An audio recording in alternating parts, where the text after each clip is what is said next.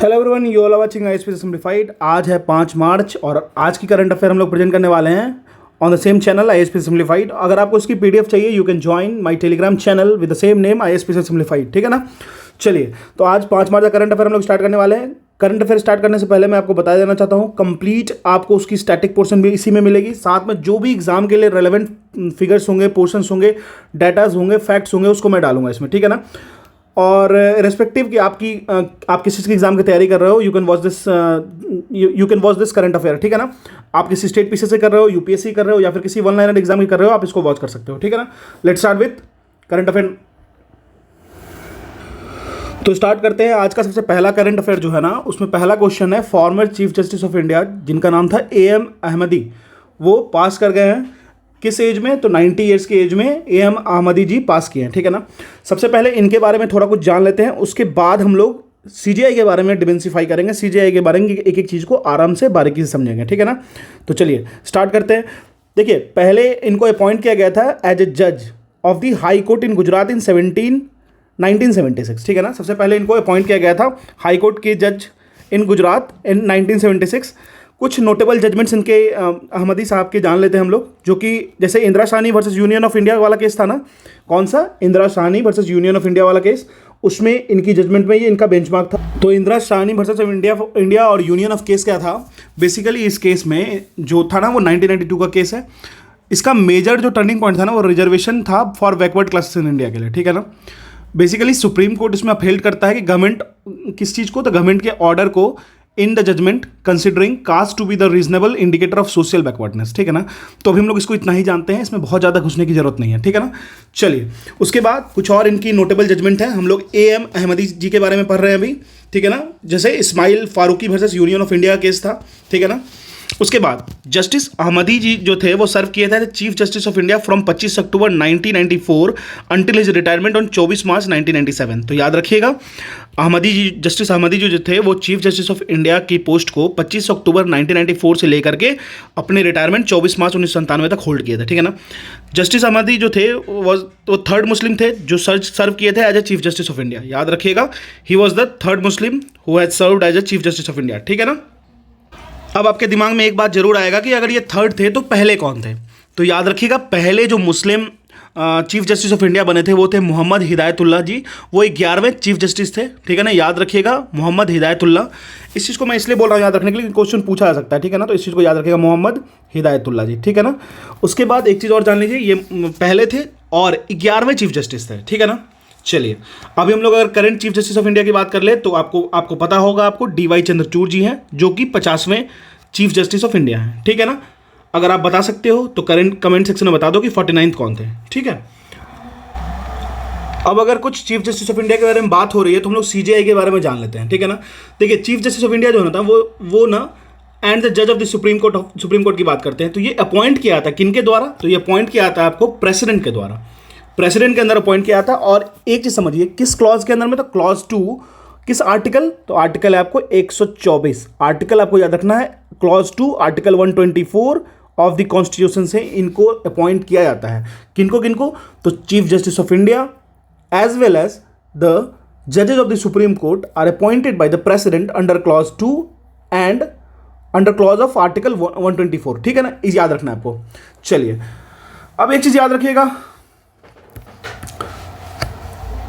और याद रखना है, वो है आपको जो सुप्रीम कोर्ट का कॉलेजियम सिस्टम है ना, वो हेड किया जाता है किनके द्वारा, तो चीफ जस्टिस ऑफ इंडिया के द्वारा, ठीक है ना।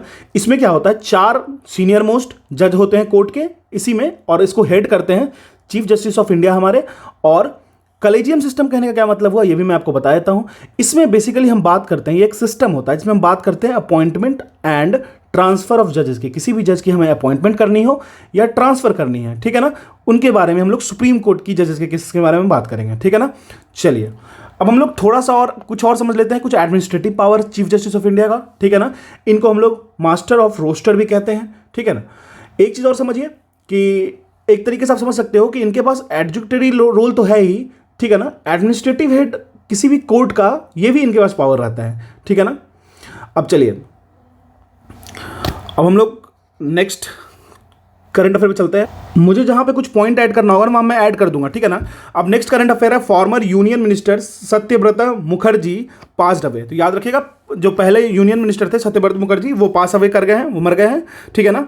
तो वो सत्यव्रत मुखर्जी क्या थे ना, फॉर्मर यूनियन मिनिस्टर थे and president of the West Bengal unit of Bharatiya Janata Party, BJP के प्रेसिडेंट थे, as well as West Bengal से बिलोंग करते थे, ठीक है ना।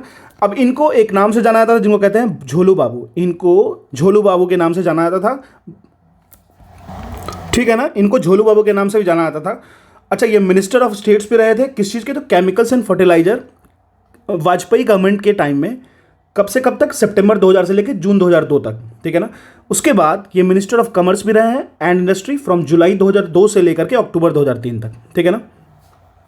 इनको एक और पोस्ट मिला था additional solicitor general of India का, ये भी आपको ध्यान रखना है। और बेसिकली आपको याद रखना है, इनका नाम सत्यव्रत मुखर्जी जी, जो पास अवे किए हैं अभी, ये बिलोंग करते थे भारतीय Janata party waste Bengal unit के, ठीक है ना। तो ये था हमारा सेकंड करंट अफेयर। हम लोग और मूव करते हैं आगे। अब जो नेक्स्ट करंट अफेयर है उसमें NADA and NCERT tie up to strengthen value based sports education, ठीक है ना। क्या है, वैल्यू बेस्ड स्पोर्ट्स एजुकेशन। तो NADA as well as NCERT tie up to strengthen value based sports education. देखिए, स्पोर्ट्स में वैल्यू की बहुत ज़रूरत है, वैल्यू एथिक्स की बहुत ज़रूरत है। सबसे पहले हम लोग समझ लेते हैं कि आखिर ऐसा क्यों होता है। तो पहले हम लोग नाडा के बारे में जानते हैं, ठीक है ना। नाडा स्टैंड्स फॉर बेसिकली, एक minute, let me change the colour of the pen. अब देखिए नाडा क्या होता है। नाडा बेसिकली क्या होता है ना, ये होता है नेशनल एंटी डोपिंग एजेंसी। क्या होता है, नेशनल एंटी डोपिंग एजेंसी, ठीक है। नाडा नेशनल एंटी डोपिंग एजेंसी होता है। इसको सेट किया गया था किस चीज़ के लिए, तो सोसाइटी के अंदर में जो basically societies registration act of 1860 आया था ना, उसके तहत इसको सेट किया गया था। किसके तहत, सोसाइटीज रजिस्ट्रेशन एक्ट ऑफ 1860। कब किया गया था, 24 नवंबर 2005 में, ठीक है ना। बेसिकली इसका मेन आइडिया था कि dope free sports in India को प्रमोट करना। किस चीज़ को, तो डोप फ्री, ठीक है ना। डोप फ्री मतलब किसी तरह का ड्रग्स का यूज़, किसी भी तरह का एक्स्ट्रा एडिटिव चीज़ का यूज, कुछ सर्टेन प्रोहिबिटेड सब्सटेंस का यूज, किसके द्वारा, एथलीट्स के द्वारा। किस चीज़ के लिए, तो इन्हांस, जो परफॉर्मेंस को इन्हांस करने के लिए यूज़ करते हैं ना, उसको ना किया जाए, ठीक है ना। बेसिकली उसके लिए ही बना था। मेन जो इसका प्राइमरी ऑब्जेक्टिव था ना, किस चीज़ का, नाडा का, अगर हम लोग नाडा का प्राइमरी एजेंसी की बात करें तो ये रेगुलेट करता है डोप कंट्रोल प्रोग्राम को, ठीक है ना। और इसका बेसिक है कि किसी भी तरीके से प्रोहिबिटेड सब्सटेंस को लेके एथलीट अपने परफॉर्मेंस को इन्हांस ना करे। अब देखिए नाडा के बारे में जान गए। अब इसी के तरीके से एक ग्लोबल एजेंसी है जिसको कहते हैं वाडा, ठीक है ना, WADA, जिसको कहते हैं हम लोग world anti doping agency. Clear है। देखिए इसका भी मेन काम है डोप कंट्रोल प्रोग्राम को रेगुलेट करना, एजुकेशन को प्रमोट करना, किस चीज़ के लिए, रिसर्च करने के लिए, एंड अवेयरनेस क्रिएट करना किस चीज़ के बारे में, तो डोपिंग के इल इफेक्ट्स को बताने के लिए, ठीक है ना। अब देखिए ये तो हो गया, आपको पता चल गया बेसिक चीज़ें हैं। अच्छा एक चीज़ और जान लीजिए, वाडा को कब खोला गया था, ये नवंबर 1999 को वर्ल्ड एंटी डोपिंग एजेंसी का सेटअप किया गया था। किस चीज़ के लिए, under the armpit of international Olympic committee के साथ, ठीक है ना।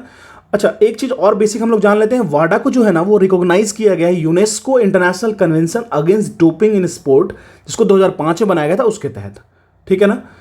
अब अगर वाडा के हम लोग प्राइमरी रोल की बात कर ले तो वो डेवलप करती है, हार्मोनाइज करती है, एज वेल एज कोऑर्डिनेट करती है एंटी डोपिंग रेगुलेशंस को, जितने भी स्पोर्ट्स हैं, जितनी भी कंट्रीज हैं उसमें। तो क्लियर हो गया। अब हम लोग नाडा एंड वाडा को समझ गए। अब हम लोग नाडा एंड NCERT जो टाई अप किया है अपने वैल्यू को स्ट्रेंथ करने के लिए स्पोर्ट्स एजुकेशन में, ठीक है ना। तो देख लेते हैं। तो national council of education research and training NCERT and the national anti doping agency NADA signed an MOU to strengthen value based sports education among school children and teachers. तो टीचर्स और चिल्ड्रंस के बीच में जो value based education होगा उसको promote करने के लिए किया गया। मैंने आपको वाडा एंड नाडा के बारे में बता दिया, आप कहीं नोट करके रख लेना उसको, ठीक है ना। देखिए तो बेसिकली ये MOU जो है ना, मेमोरेंडम ऑफ अंडरस्टैंडिंग, ये हेल्प करेगा डेवलप करने में। किस तरीके से, तो जो एक्सेसिबल फॉर्मेट होता है ना स्पोर्ट्स में वैल्यूज एंड एथिक्स का, उसको, ठीक है ना। अब नाडा के बारे में हम लोगों ने ऑलरेडी जान लिया है। बस एक चीज़ और ऐड कर लेते हैं हम लोग कि ये न्यू दिल्ली, इसकी हेडक्वार्टर न्यू दिल्ली है। डायरेक्टर जनरल अभी इनकी रितु साइन जी हैं, ठीक है ना। इस चीज़ का ख्याल रखिएगा, ये नाम आपको स्टैटिक पोर्शन में डायरेक्टली आ जाएगा, ठीक है। चलिए अब हम लोग चलते हैं। 13वीं सेंचुरी की हिंदू टेम्पल डिस्कवर की गई है। अब देखिए ये आर्ट एंड कल्चर में भी ये न्यूज़ पूछा जा सकता है, एज वेल एज आपको daily basic historical background history में भी पूछ सकता है, ठीक है। तो 13वीं शताब्दी की हिंदू टेम्पल डिस्कवर किया गया है। ये कहाँ किया गया है डिस्कवर? तो ये किया गया Pushpagiri Kshetram in the Kadapa district. कहाँ पे? तो आंध्र प्रदेश में।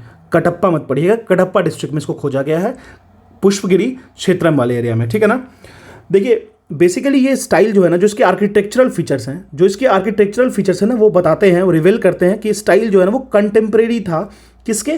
तो temple at Vellore built by the Kayastha rulers. तो कायस्था रूलर्स थे ना, देखिए काकतीय डायनेस्टी के सबऑर्डिनेट्स थे ये, काकतीय डायनेस्टी के ही सबऑर्डिनेशंस में इनका था। तो कायस डायनेस्टी से लगभग इनका मिलता जुलता मिला है आर्किटेक्चरल फीचर्स, ठीक है। अब हम लोग कायस्थास के बारे में थोड़ा सा देख लेते हैं। 1239 एडी से लेकर 1297 एडी तक ये सबऑर्डिनेट थे किसके? तो काकतीय डायनेस्टी के, ठीक है। अब थोड़ा सा ना हम लोग हल्का सा, बहुत ज़्यादा नहीं डीप में जाएंगे, लेकिन थोड़ा सा हम लोग काकतीय वंश को भी समझ लेते हैं, ठीक है। तो बेसिकली क्या है, काकतीय वंश जो है ना वो आंध्रा डायनेस्टी था, और जो फ्लोरिश किया था लगभग 12 सेंचुरी एडी में, ठीक है ना। 12th सेंचुरी में इनका एक्सपेंशन ज़्यादा देखा गया था, ठीक है। अब हम लोग बात करते हैं काकतीय डायनेस्टी के जो रूलर थे ना, वो वारंगल तेलंगाना से बिलोंग करते हैं, उसी रीजन से। और जो इनका ये सबसे ज़्यादा जाने जाते थे अपने कंस्ट्रक्शन नेटवर्क की वजह से, ठीक है ना। किस चीज़ में? तो इरिगेशन में, इरिगेशनल टैंक्स बनाने में। याद रखिएगा, ड्रिंकिंग वाटर के लिए जो इरिगेशनल और या फिर इरिगेशनल टैंक्स जो बनाते थे ये लोग, उसके लिए ये लोग काफ़ी जाने जाते थे, ठीक है, काफ़ी पॉपुलर थे, ठीक है ना। और इसी तरीके से अगर irrigation and drinking water pure रहेगा तो इनका डेवलपमेंट, ओवरऑल डेवलपमेंट रीजन में बहुत अच्छा कर पाते थे ये, ठीक है ना। तो याद रखिएगा। तो इतना ही, और साथ साथ में ये बहुत सारे हिंदूज टेम्पल लगभग 100s में बिल्ड करवाए थे, ठीक है ना। और जैसे कुछ इनके जो पैट्रोनेज के नाम हम लोग जान लेते हैं, कुछ फेमस रूलर्स के नाम जान लेते हैं, ठीक है ना। जैसे गणपति देवा, रुद्रमा देवी, प्रतापरुद्र ऑफ काकतीय डायनेस्टी, ये सब काफ़ी पॉपुलर नेम थे, ठीक है ना। एक 1000 पिलर टेम्पल और रुद्रेश्वरा स्वामी टेम्पल जो तेलंगाना में है, ये स्टार शेप ट्रिपल श्रीन डेडिकेटेड किसको है? विष्णु को, शिवा को एंड सूर्या को। एक रमप्पा टेम्पल है, आपको बताना है, रमप्पा टेम्पल अभी न्यूज़ में था, किस चीज़ के लिए न्यूज़ में था? इनको वारंगल एंड तेलंगाना में है ये, ठीक है ना। तो ये था आपको all about this 13th century Hindu temple and Kakatiya dynasty, ठीक है ना। अच्छा एक चीज़ और हम समझ लेते हैं। सबसे बड़ी बात है कि ये जो मिला है ना टेम्पल, ये लोकेटेड किस बैंक पे, किस रिवर के बैंक पे? तो पेन्नार रिवर के बैंक पे है। अब देखिए पेन्नार रिवर न्यूज़ में आ गया ना, ये न्यूज़ में आ गया तो आप इससे क्वेश्चन एक्सपेक्ट कर सकते हो किसी भी एग्जाम में। तो हम लोग थोड़ा सा पेन्नार रिवर के बारे में जान लेते हैं।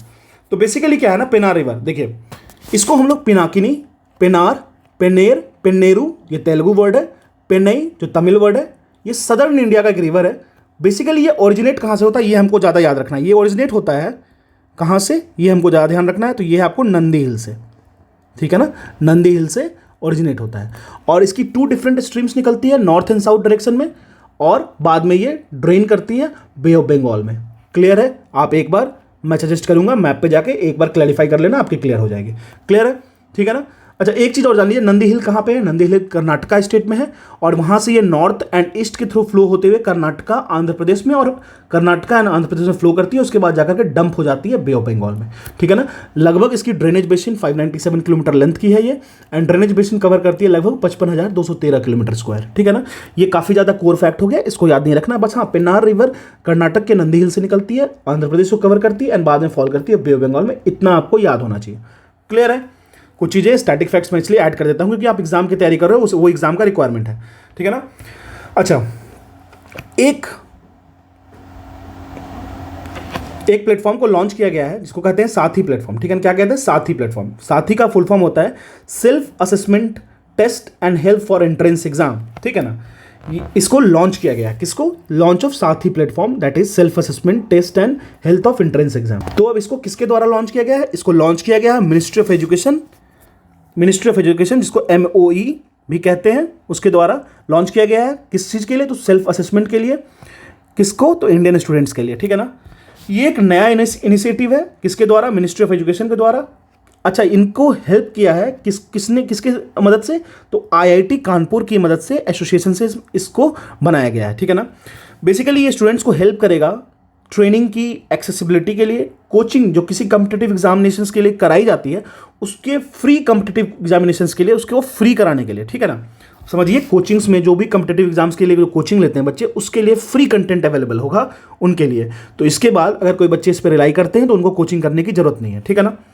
बेसिकली साथ ही जो है ना वो एम करता है स्टूडेंट को लर्न करने में और कंसेप्ट बनाने में, फोकस होने में, अब उनके जो वीक टॉपिक्स हैं या फिर जहाँ वो अंडर कॉन्फिडेंट फील करते हैं उसके लिए, ठीक है ना।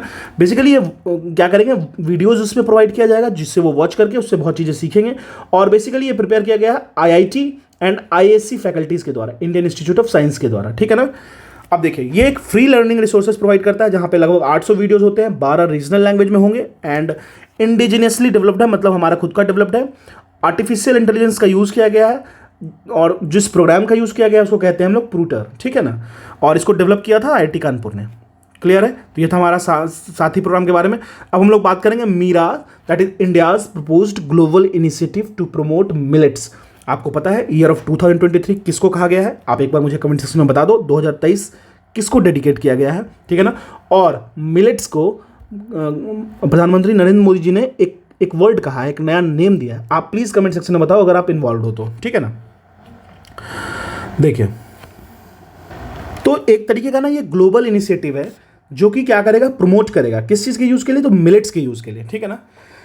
बेसिकली क्या है कि मिलेट्स पे जो रिसर्च होगा ना, research organisation across the world, it is in line with the UN। याद रखिएगा, UN की हेल्प से, UN के लाइन में मिलेट्स के रिसर्च ऑर्गेनाइजेशंस को प्रमोट किया जाएगा, ठीक है ना।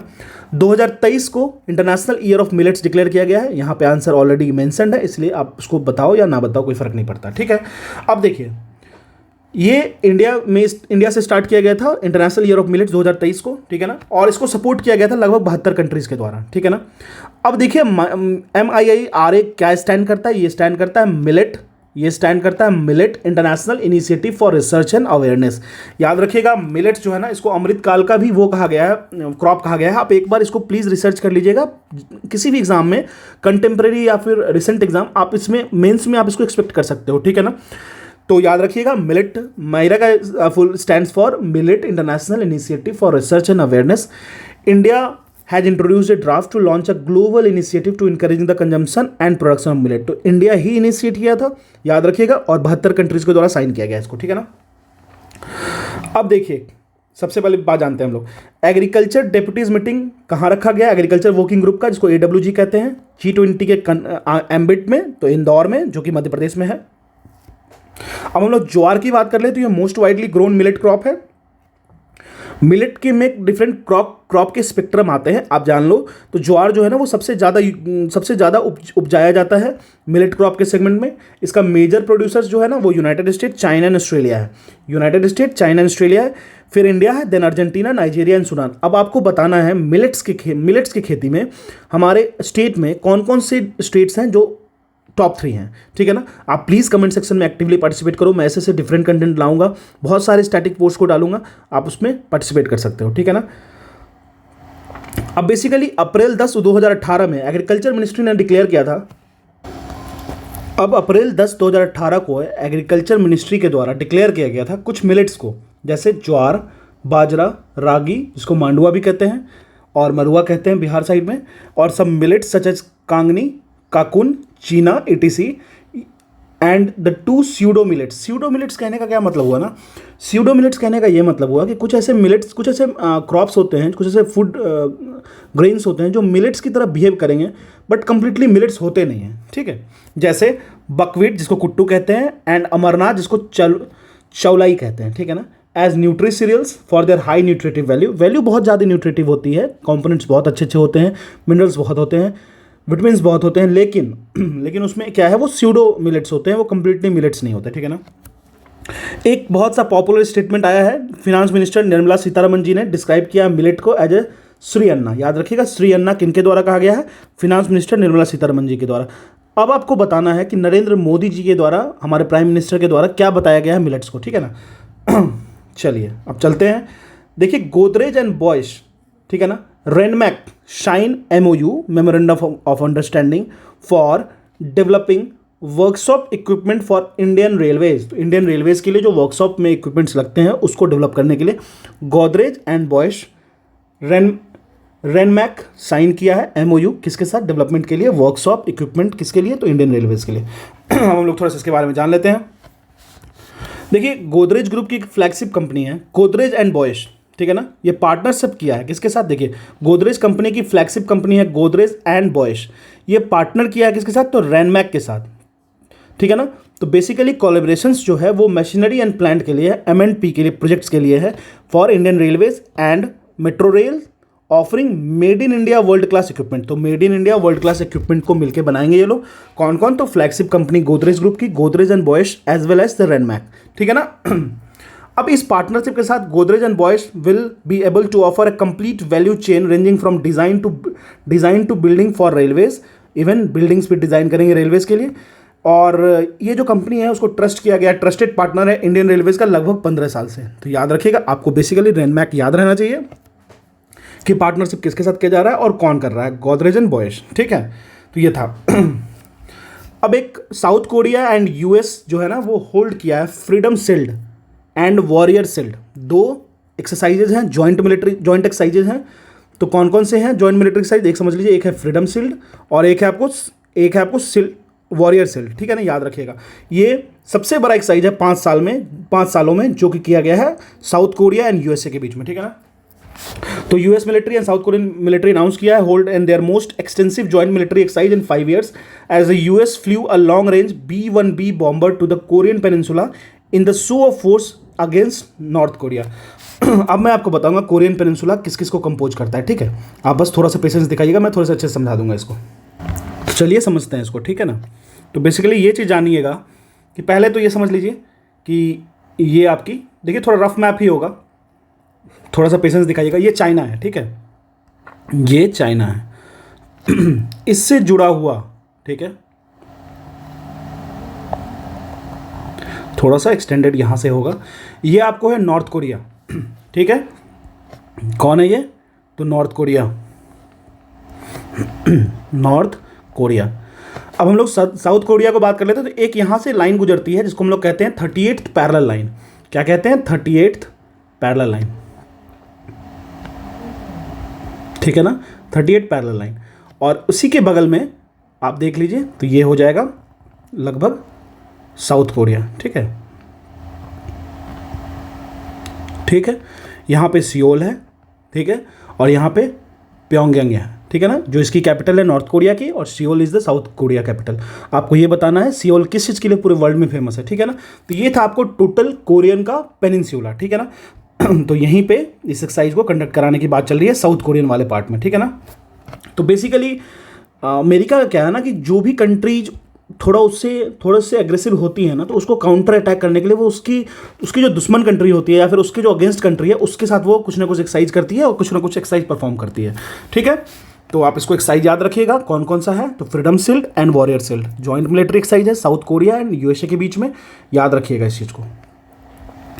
कब से कब तक कंडक्ट किया जाएगा इसको, मार्च 13 से लेके 23 मार्च तक, ठीक है ना, इस चीज़ का ध्यान रखना है। अब हम लोग कुछ वन लाइनर्स पे चले जाते हैं। कुछ एग्जाम्स में जो वन लाइनर पूछे जाते हैं उस पर हम लोग थोड़ा सा डिपेंड करेंगे, क्योंकि कभी कभी एग्जाम में डायरेक्टली वन लाइनर से क्वेश्चन आते हैं।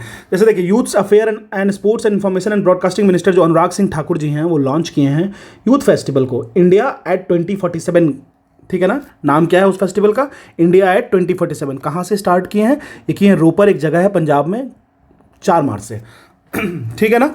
अब हम लोग union health and family welfare minister की बात कर लेते हैं जो कि हैं doctor Mansukh Mandaviya ji, and railway minister जो है अश्विनी वैष्णव जी जो हैं वो फ्लैग ऑफ किए हैं जन औषधि ट्रेन जो कि छत्तीसगढ़ संपर्क क्रांति एक्सप्रेस थी, उसको ये लोग फ्लैग ऑफ किए हैं, ठीक है ना। कहाँ से, तो नई दिल्ली से। कौन कौन किए हैं, तो union health and family welfare minister doctor Mansukh Mandaviya ji and railway minister Ashwini Vaishnaw ji, ठीक है ना। चलिए, रिलायंस इंडस्ट्री जो है वो इन्वेस्ट करेगी 10 गीगावाट सोलर एनर्जी कैपेसिटी, कहाँ पे, तो आंध्र प्रदेश में, ठीक है ना। अभी आपको एक और क्वेश्चन का आंसर करना है, वो क्वेश्चन है आपको, इंडिया का सबसे बड़ा फ्लोटिंग सोलर पावर प्लांट कहाँ पे है, इंडिया का सबसे बड़ा फ्लोटिंग सोलर पावर प्लांट कहाँ पे इंस्टॉल्ड है, ये आपको बताना है, और इंस्टॉल करने वाली कंपनी का नाम भी बताना है। अब देखिए आरबीआई जो है ना वो अमेजन पे, जो इंडिया का अमेजन पे है, उसको 3.06 करोड़ रुपीज़ की पेनाल्टी लगाई है फॉर द वायलेशन ऑफ कुछ नॉर्म्स उन्होंने वायलेट किया था उसके लिए। तो किसने की है, तो आरबीआई ने की है, रिजर्व बैंक ऑफ इंडिया ने, किस पे, तो अमेजन पे, ठीक है ना।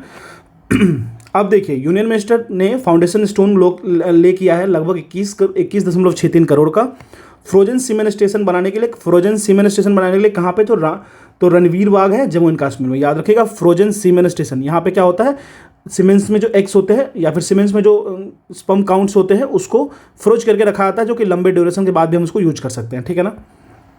और नेक्स्ट वन लाइनर है, एप्पल जो है वो पार्टनर किया है किसके साथ, इन्वायरमेंटल एनजीओ जिसका नाम है Frank Water to support improved सी water sanitation and hygiene in India. याद रखिएगा एप्पल ने पार्टिसिपेट किया है, पार्टनर बनाया है इन्वायरमेंटल एनजीओ फ्रैंक वाटर को, किसके लिए, तो पानी वाटर सैनिटेशन हाइजीन को इम्प्रूव करने के लिए इंडिया में, ठीक है।